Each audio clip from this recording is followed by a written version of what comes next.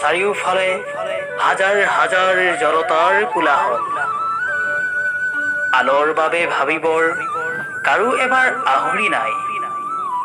সকলো নিজেই নিজক লৈ ব্যস্ত।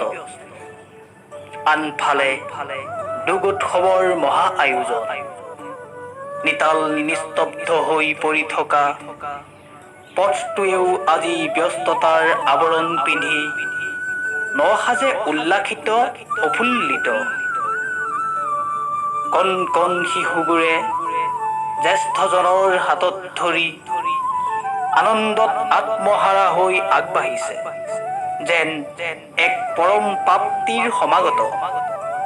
কিন্তু পথৰ কাষত শুই থকা সেই পিতৃ মাতৃহীনা ল'ৰাটোৱে নীৰৱে মূৰ দাঙি চাই ৰ'ল। হয়তোবা তাৰ মনটো অতীতৰ সোণোৱালী দিনবোৰলৈ পলকতে উৰা মাৰিছে। ধন্যবাদ।